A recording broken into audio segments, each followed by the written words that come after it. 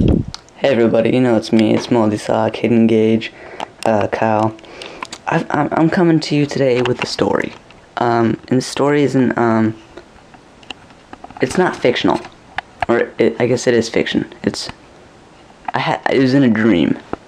I suck at fiction versus non-fiction. I don't know which is which. I suck at English.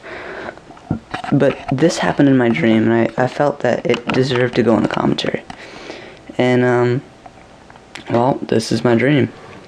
It happened with Ryan and Steven. I'll refer to them through the story as Smoking and Raid, because that's their gamer tags, and they're good friends of mine.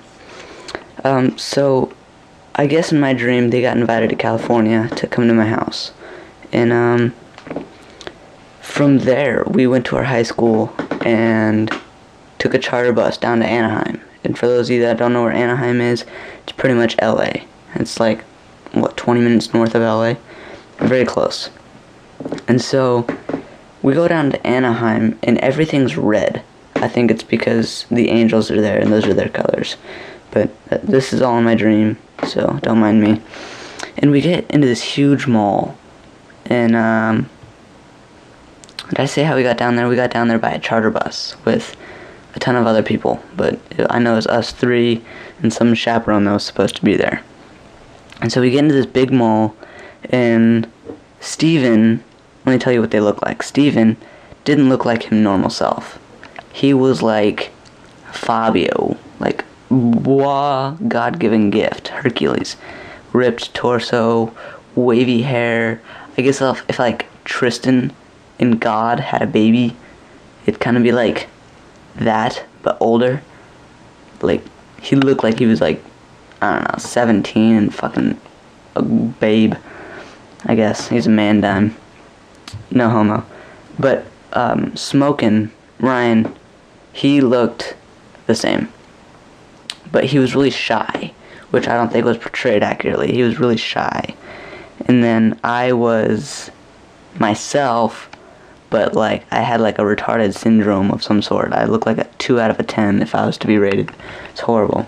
So we get into this big mall, and Steven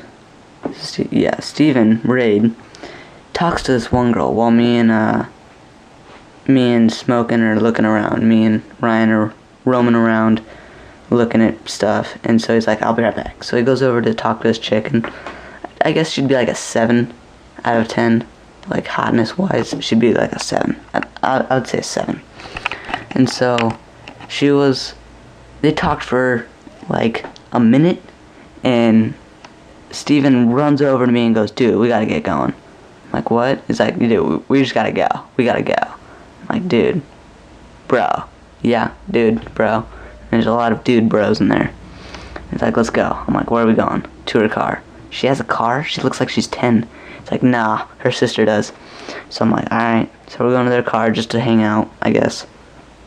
And we get into their car, and the 7, I'm going to give her a name. I'm going to call her 7. Well, her sister is a 6. I'd have to give her a 6. I'm going to call her 6. 6 is the driver, 7 is in the passenger seat, while us 3 boys are sitting in the back seat. Smokin' is in the left-hand side behind the driver. I'm in the middle, and Steven is on the right. Now, they both got their chairs fully reclined so they can kind of lean on their stomachs and their head over the headrest and talk to us. Well, I'm not sure why or how this went about and why this took place, but Smoking Kills, Ryan, was behind the driver, and he was very defensive, I guess. He was really shy and wasn't very social, which I think he would be social. I don't know, I'm not one to judge. And so they go on. He's not even talking. So so the 6 is talking to me. She's kind of flirting with me, while the 7 is flirting with Mandime over here, Steven. And out of nowhere, she pulls down her pants and jumps up on top of Steven. Steven's like, oh, we're doing this? Oh yeah, let's go. So he pulls down his pants, and I'm like, God, no, fuck, come on. That's fucking that, just not near me, come on. And so they end up going to town right next to me, and it's like, God, it's just nasty. So I try and get out of the car, and they get out of the car as well, and they start like following me, because I guess it was funny that it bugged me, I guess. And so they're hopping around, and they're trying to follow me while she's still on his hips and still trying to have sex. And I'm like, how do you go about doing that? I'd expect you to like trip on your pants or something, and just fall over, just face first, just bam, pow. It'd be funny. And then the 6 gets out and follows and starts hitting on me. And then, so I'm like, yo, I'm not going to miss out on this. Let's go. So,